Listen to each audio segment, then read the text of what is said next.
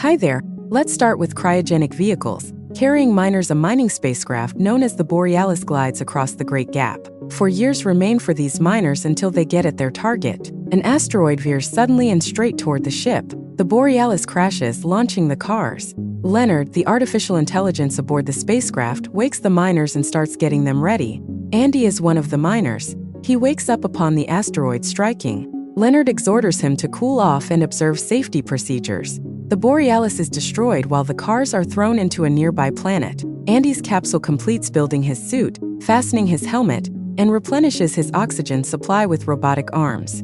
Many of the vehicles are wrecked in the aftermath, either from the crash or the heat of re-entering the atmosphere of Earth. Andy struggles with re-entry even though his capsule just barely survives landing. Leonard swiftly spins Andy's vehicle around and guides it away as it is about to collide with a hill. Andy lives while the craft crashes on Earth. Andy is unconscious, then awakened with memories of his family. Looking about him, he discovers he is among a range of rugged mountains under black storm clouds.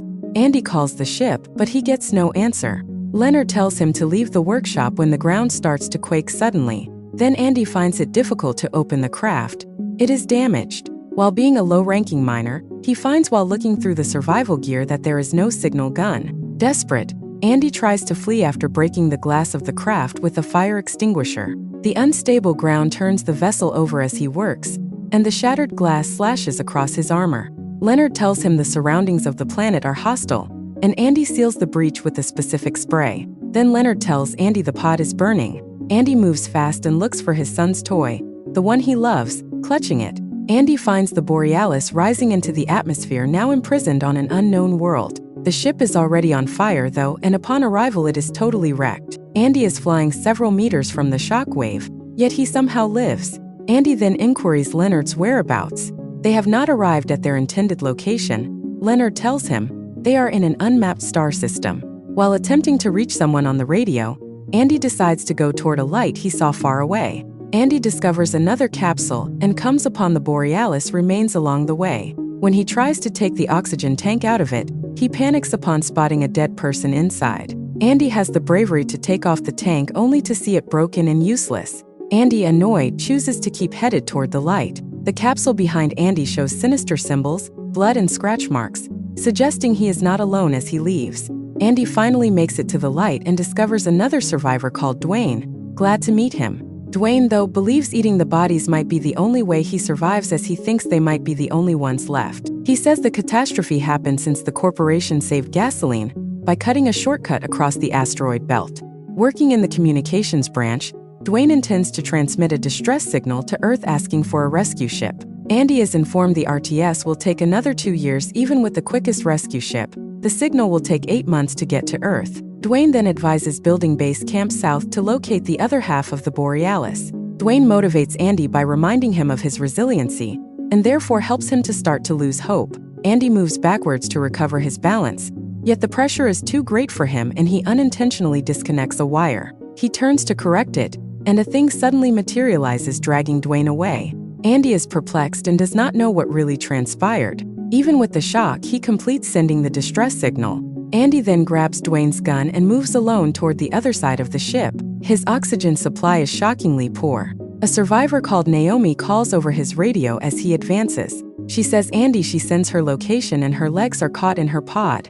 Leonard tells Andy he will lose all of his oxygen attempting to get to her as their surroundings are quite unstable and visibility is bad. Rather, Leonard counsels them to travel a safer path to the other half of the Borealis in order to refuel their oxygen. Telling Andy she has enough oxygen for both of them, Naomi begs him not to forsake her.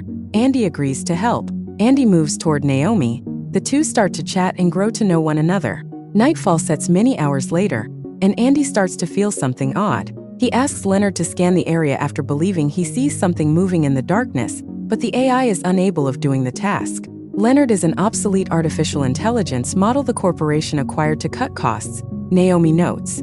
Andy is still walking an hour later, but he keeps seeing black things scurrying in the darkness. Then he tells Naomi about Dwayne and wonders aloud about his possible fate. Andy follows unusual footprints. He notes shortly into a hole encircled by spider webs.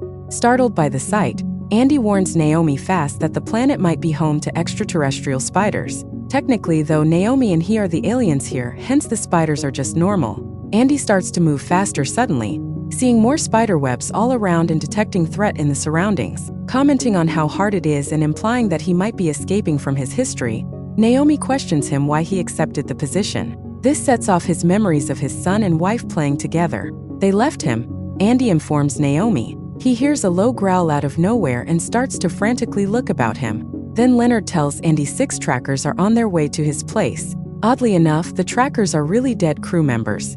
Andy bursts a sighting flare gun as the trackers get closer. The flare highlights the environment and shows massive spiders with tails resembling scorpions approaching him. Terrified, Andy bolts for his life but stumbles and falls into a ground crevice. From above, the spider hunts him, and his legs approach perilously near. Andy then drops several meters toward the brink of the precipice. Andy just makes it out of the fall, hanging to life for the storyline of the movie. Frustrated, the enormous spider above roars doesn't follow him down. Andy tells Naomi about the spiders and exposes the startling fact that the tracking devices belong to crew members consumed within the stomach of the creature. Andy then seals the tear with the remainder of his sealant spray, as he discovers his suit is air deficient. Not suddenly, Dwayne's voice cuts across the radio. He says to Andy and Naomi he is battling the big spiders. Believing Dwayne has more oxygen, apprehensive Naomi encourages Andy to go assist him. The tumble disabled Andy's GPS, and Naomi uses the radio to guide him near Dwayne. Andy finds Dwayne under attack when he finally picks up his signal and reaches him. Dwayne yells he has a plan, but before he can act, a spider leaps on him. Andy covers behind a pod and listens helplessly while the spider consumes Dwayne. Another spider starts prowling about searching for Andy, but Naomi diverts it by turning on the pod's lights. Andy uses the chance to hide within another pod and discovers a dead body there.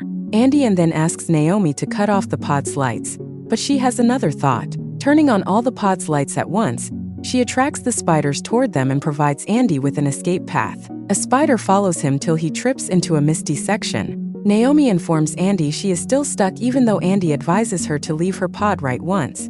Naomi starts to lose it, and Andy starts singing a comforting tune he used to sing to his son. Naomi then verifies that Dwayne is dead, and that they are the sole 2 survivors still on Earth. Andy wonders why the spiders have stopped hunting him as he negotiates the fog and discovers a captivating swarm of purple glowing fireflies, therefore producing a fantastic illusion. Suddenly, though, the fireflies become an angry crimson and start attacking him, trying to tear off his helmet. Andy hardly manages to flee the swarm. Naomi says the spiders stopped hunting him as they might be terrified of the fireflies. A huge creature's maw comes out from the ground, devouring Andy whole before he can absorb this theory. Memories of his family pass before Andy's eyes as he settles into the mouth of the beast. She then vanishes totally inside. Andy calls Leonard for assistance inside the monster since he finds its inside to be dirty. Leonard says he is suffering a heart attack. Leonard rapidly turns on the defibrillator incorporated into Andy's suit, and the beast spits Andy out in response to the shock. Then Andy climbs to his feet as the beast pursues him. Then he descends into a cave-like form once more, full of fireflies. He runs to the other side of the cave after the attacking brilliant creatures attack him fiercely. The fireflies stop following him and abandon him alone once outside. Andy moves toward Naomi instead of the remaining Borealis, his suit low in oxygen. She refills him fast when he reaches her barely in time before his oxygen runs out. Andy attempts but lacks the strength necessary to release Naomi's caught leg. He lifts her leg using her safety gear, therefore releasing her at last with a lever.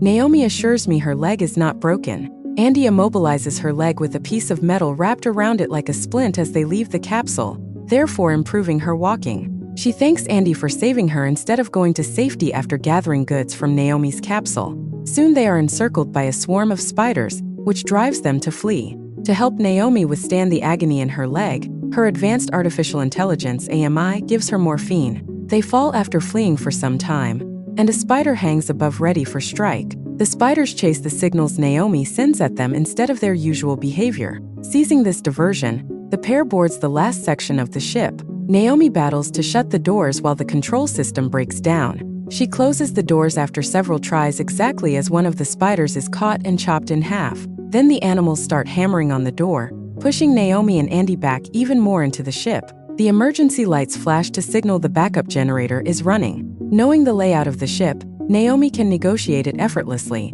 Andy, who has only been on board twice and spent much of his time in a deep sleep, is disoriented. They finally come onto a deck with enough provisions to last until aid shows up and a livable atmosphere. They find a trail of blood when attempting to open the deck and realize a spider has inside the Borealis. Covering an egg with cobwebs and a corpse inside, they conceal and observe as the spider lays it. Andy feels disgusted and battles the want to throw up. The spider seems not to notice their presence and leaves, but just as they start to walk, another spider strikes from behind. Believing they are safe, Andy locks them in a room, but Naomi quickly notes they have trapped themselves in an air chamber. Andy corrects his error and bangs on the door using a metal bar, but to little effect. Desperate, both of them remove their helmets and start chatting. Andy shows Naomi a videotaped greeting from his kid and wife. He tells her that he has been living with remorse over surviving ever since they died in a vehicle accident on their way home from his birthday. He believes he ought to have been the dead one. Naomi says to him rescue her shows that his life still has purpose. She tells him she no longer believes people, but she has hope once more because of his behavior. Then Naomi hugs him and finds a cluster of fireflies fastened to his clothing. Then a tenacious spider bursts through the lock. Quickly thinking, Naomi throws the firefly at the beast, who instantly withdraws. The pair grabs the chance to flee, but almost land in a shipping container. When the spider rushes at them, everyone falls inside the container. Andy tosses Naomi's sealant spray at the spider as it hunts them once more. Her temporary stunning is caused by the spider biting the can exploding. Andy and Naomi thus had time to flee. Andy advises they destroy the spider once and for good using a mining drill. Then Naomi starts to divert Andy, sprinting and screaming at him to discover how to destroy the spider. Andy has the great concept of crushing the spider under a pod situated in a high position. While he looks for a working pod, he orders Naomi to entice the spider toward him. 2 levels above their present position, Leonard explains Andy, is the lone operational pod. Andy scales into the pod while the spider attacks Naomi non-stop. Knowing the spider is sensitive to lights, Andy shuts down all of them to assist Naomi. Naomi can so hide from the spider's view. Then Naomi comes onto some emergency lights and ties them off to draw in the spider. Andy is working to manually expel the pod in meantime. Leonard cautions him it will take at least 15 minutes to have Naomi's safety turned on again, and informs him he turned off the electricity. Andy then chooses to run the pod personally, therefore negating the system. Now shining like a lighthouse, Naomi effectively attracts the beast toward Andy's position. Andy mechanically charges his suit by strapping it to the pod. Leonard informs Andy that the procedure will short-circuit his artificial intelligence system, therefore rendering Leonard obsolete. Leonard also says Andy personally might not withstand the effect. Leonard shows his readiness to give Andy and himself up despite the dangers. Andy throws the pod straight at the spider as the monster moves right under it, remembering the vehicle accident that claimed his family. Though Andy is left unconscious, the pod ends up crushing the spider. Then Naomi bursts to him, sobbing since she thinks he is dead. Moments after Andy wakes up and Naomi gives him a firm hug. Quietly observing the sun rise over the earth, the two share they recall the odd beauty of the planet despite the terrible circumstances and lethal species. Leonard surprisingly comes back and says he has been upgraded. Leonard tunes them a lovely song while Andy smiles in relief. Holding hands, Andy and Naomi are looking forward the future. Originally an instant frozen slumber trip, it has evolved into a survival struggle. Assume the distress message has reached Earth, they now have almost 2 years to wait for a rescue ship. Should that occur, though, the issue still stands. For just 2 individuals, would a firm renowned for cost-cutting be ready to send assistance to an unidentified planet? That rests with you to decide. Regarding Andy and Naomi, I believe they will find means to make the wait worthwhile, maybe even romantic. Thanks for being with us.